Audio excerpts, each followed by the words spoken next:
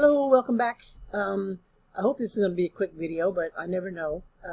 I wanted to say a couple of things about where you guys are with the feature article and give you some more advice and some hints and that kind of stuff, because I did enough already for Monday. So briefly, I kind of wanted to talk a little bit about the topics that you're coming up with, and frankly, there's some really good ones. I'm really interested in them. Check my comments on your Open Lab posts and on your Padlet for what I think about them. Again, suggestions that I have. Most of my suggestions are going to sound like, who's your audience? You need to narrow this down a little bit more, and you can use your audience to make it more narrow. For example, if you're doing something on climate change, one person wants to write about the ocean. Well, what is it about the ocean? Which part of it? I've had students write about putting oysters in around New York City to try and, take care of erosion from Hurricane Sandy and stuff. Had another student who mostly did it on the Great Barrier Reef and what's happening with all the reefs. And the more specific you can make it like that, the better off you're going to be. And to figure that out, it's really, who is your audience? That's the question I'm asking everybody. Who do you want to have read this? Again, there's no such thing as a universal audience. There's just not. The noise you hear is my dog, who wants me to get off of Zoom. There's no such thing as a universal audience. It's somebody. And if it's to college students, where do college students get their information? Go find that publication and do a little bit of digging and look at, now I got to go back over to this one, and look at what, know your publication. What are some of the things that you can ask about that that will help you write your article? How many visuals do they use? What's the language like? Is there a place for humor there? Are there a lot of facts and statistics, or is this particular audience not interested in that stuff? Okay, what do their visuals look like?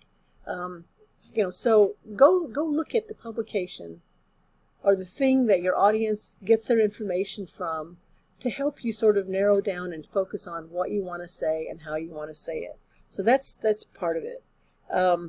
And when you do that, you'll be able to then write your pitch a little bit better, which I've got here, okay, which is due on, I guess, tomorrow or the next day.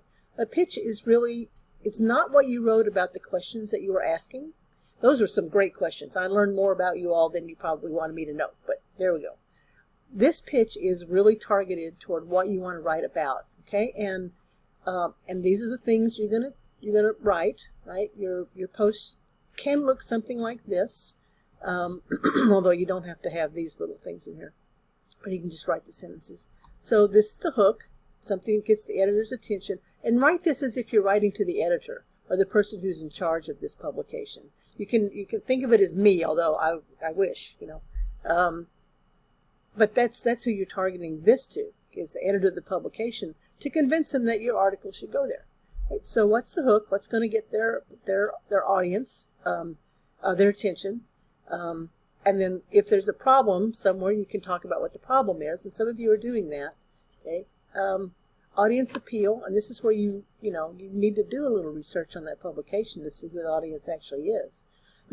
So you're not giving them stuff. If you're writing for college students, you're not going to be writing stuff that a fourth grader or your great-grandmother is going to be interested in, right? It's that audience. And then why you're the right person to write about it. That you're interested in it. You know something about it. You should know something about it already, because that's the whole point of this. You're taking something you know something about, and now you're going to learn a little bit more, and you're going to write about it to a specific audience with a specific publication or outlet, right? So that's the pitch. And again, if you go back and look at the potential publication, this will help you write that a lot better, because then you'll know who your audience really and truly is. Okay, so that's what's due on Friday, is the pitch thing. Next thing up is, let's see, that's the wrong thing. Right, is then you start doing your research and do your annotations, and I did want to go over those again really quickly. I got to just find my this thing. Okay, come back to this. Annotations these are very simple. This is not English 1101. This is not a reflective annotated bibliography. It's not to that extent anyway. You're just going to give the bibliographic information you know, I was just in a meeting with somebody talking about making sure you hang on to your links, you know, so you don't lose access to that information.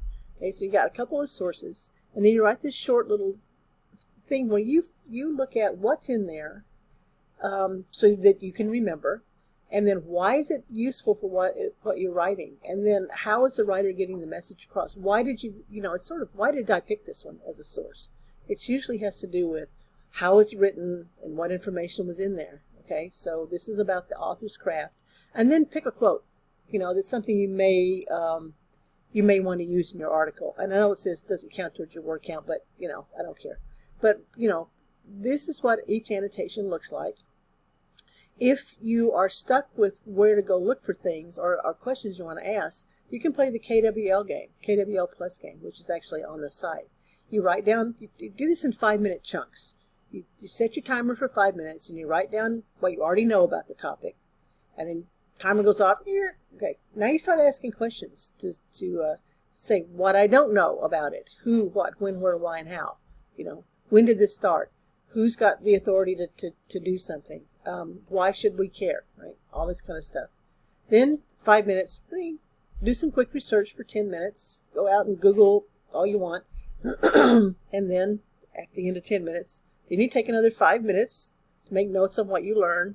Timer goes off. Then you write down some new questions, if you've got questions, and you keep going. Right? So this is really a great way to do research. Just keep, you know, writing down what you know, questions you still have, doing a little bit of initial research, writing down what you learned quickly, and saying what questions do I now have, and go back out and do a little bit more.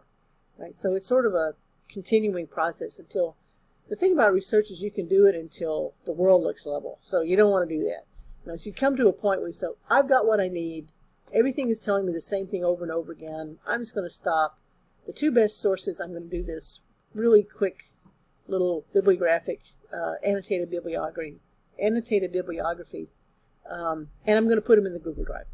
Okay, so that's what you do with these. You write 2 of them, you put them in the drive. So when you go over to, get the drive up here, when you go over to the drive, and you go to Unit 2, Feature Article, and there's my folder, and then I have a thing that says Annotations, and there's nothing on there yet, but it's just an empty page, but this is what it would be. So this is what you're going to do, and then Google's doing weird things to me right now, so ignore all this formatting stuff. This is what you're going to do to put your annotations up. Okay, so that's that. Pretty simple, and it's largely as much for your use as anything else.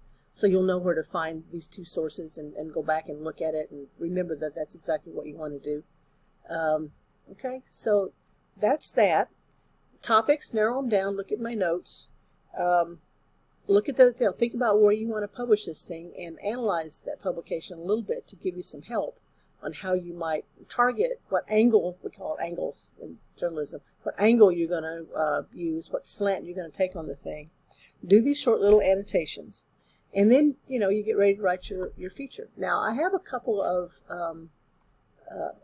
examples, if I can get them to open up here, that I wanted to show you. From things from my previous year, from the spring. So this is one. This is very cute. She wrote about corgis. I don't know why she chose corgis, but she did. So she wrote this little article about corgis. And one of the things she did, and one of the reasons I wanted to show you, is she did an interview with a corgi owner about corgis. Right. So this is cute. She used Canva. And this is just an example of what you can make it look like. Okay, so this one was really purely information article about these dogs, and then this one, she wrote an article for people. This is like for the New York Times or New York Times Magazine about introverts, about what it means to be an introvert. And she starts with a really interesting hook. Introverts are like slow websites. They might be the coolest website ever, but usually people don't wait long enough for them to open. So she's immediately drawing us in with this nice little hook.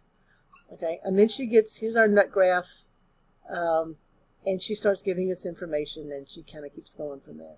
And again, she used Canva to do this. So there's this one, and then this one. This one was really about weaponizing social media. And again, she used Canva. She made her own image and she uploaded it to Canva. And then she used one of the templates and just started dropping stuff in it after she got the draft of it written. And she started out with blazing sun rays creep through the curtains as mid-afternoon hits. So she starts with a personal story. Okay, and she's got a lot of information in here, a lot of data. It's not, it's different from the other two because of that. And she's got these images and some what we call call-outs with some extra quotes in here. And then she has other things in it as well. Some stuff about censorship. She's got this interesting image. This was a really good piece. And I just wanted you to see sort of what some of them look like. And what did they use? All three of them used Canva, which I'm going to show you again pretty quickly because I'm going to run out of time. So to go to Canva, you sign up for it. It's free. I don't care. Don't pay for anything. It's all free. Just sign up with whatever email address you want to, and then you can come over here to the templates when you log in. And I've already got magazine article loaded, and so you've got all these templates you can use. Right? These are pretty cool. So if we have, say if I pick, I was playing with this one earlier, so I'll go back to it. Play with that one. Now, you may not want to do space. Right? You want to do something else. But the thing is, each one of these little boxes can be changed, can be gotten rid of. All that text can go away. Right? They got a drop quote there. All these images can go away. You can change all kinds of stuff with this. So if you want to add, over here on the left, you want to add a heading. Yeah, it's got it's big type, or you can add a subhead, or you can add a little bit of text. And anything you put on here that you don't want, you just drag it off and it goes away. Bye-bye.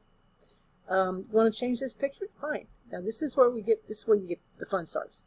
Go to Elements, and I looked up Mars already. So here's Mars. So I don't want that picture of Mars. I want something cooler. So I just grab it and I put it in here, and I can resize it. Oh, and the one, let's see, that one, go bye-bye. I'll put it up here. I like Mars big, even though it's supposed to be really small. Okay, so any of that stuff. You can add pages, and the next page that comes up with most of these templates is just the blank page. You can do anything you want to with it. If you come over here to do backgrounds, you want to do, this is a background, there you go. If you don't want it, you just trash it. You can start over again. Right? So you can do anything you want to with these. One thing I do need to flag for you, see they got moving things. These things with the little crowns, those will cost you money. Don't do those. Pick other things. Or you can upload your own pictures. You can see that I've uploaded a ton of stuff. This is one I got off of Google Images someplace for multimodal. So you can upload anything you want to, videos, audio. You can even record yourself. You can record your camera and screen, your screen, or you can just do audio. Doesn't matter. You can do all kinds of fun stuff. You don't want to do that. Okay, go back to get rid of the studio. So play with Canva. See what you like. Is a little bit of a learning curve, but you can, if you want to do this, you can change the fonts. There's lots and lots of fonts. You can change the size. You can change the color of the font, the text. All the usual things that you can do. You can animate it. You can, position forward and back. You can make it, transparent or not. I'm speaking to the ComD people, know what I'm talking about. But you can play with it. Anything you don't like, you can just drag it off and make it go away. And when you're done with it and you're ready to download it, you go up here to Share, and you can copy the link. I usually do download, and I usually do a PDF for a magazine article. Okay, and then you download it and onto your computer, and then you can upload that PDF into the Google Drive really easily. Now there's some other things you can do with this. We go here to templates. They have lots of different kinds of templates. You can click on newspaper article. That's what most of these come up as. Magazine article. That's kind of where I started. There's some others. Fashion magazine cover? Probably not. Not for this one. Editorials, which we probably won't do. Okay, whole magazine. Now some of these have actually got Okay, a new page. So you can add pages, and sometimes they have got, you know, second pages that look pretty cool. Like this one has got, I don't think so. It doesn't have a back page. Some of them will carry over the template onto a second page, and you can continue to play with it. All of them will give you the same background. So if I go to this one doesn't have a second page either. But some of them do. I can't remember where they are now, but they're in here. But you can do anything you want to with this. This one has a second page. Okay, so these are the ones that I've been doing. I've just been adding pages to it. So I can get rid of all of this stuff. And I don't need any of it, so I'm just going to go home and not save anything. So, you know, play around with Canva. Most of my students who get in there and start messing with it, doesn't take, it's a little bit of a learning curve, but it doesn't take that long. And once you get into it, it's really a lot of fun. You can do all kinds of cool, crazy stuff with it. But this is an article, right, for a publication. So I'm trying to mimic the publication as much as you can, but have fun with it, you know, play with it. You know who your audience is, you know what'll fly for them. And that's pretty much all I wanted to say. If you've got questions, the draft of this thing is due on Monday night. If you've got problems, you know, you run into issues, I have office hours on Tuesday from 1 to 2 and Wednesday from 5 to 6. So, you know, let me know what's going on. I'm going to go back over to just look at the schedule here one more time really quick for everybody. I can get them there.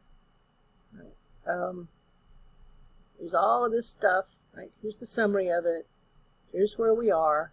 This is today. I'm getting this done today. And then post your pitch that I went through. And then the category will be live in just a few minutes. And then Monday, do a rough draft of it. Do the annotations, right? So because the draft itself is not due till Thursday. I misspoke. Your 2 annotations are due on Monday, end of the day. So they give you plenty of time to talk to me on Tuesday and Wednesday before the draft is done, to add it to your subfolder that's got your name on it on the Google Drive. And I'll see what questions people have got, and I will add new videos on Monday for next week. And text me if you got questions. Hit me up on Slack or email me. And I hope this helps remind everybody of where we are. Just be sure to check the schedule, and you'll be good. And I will see you soon.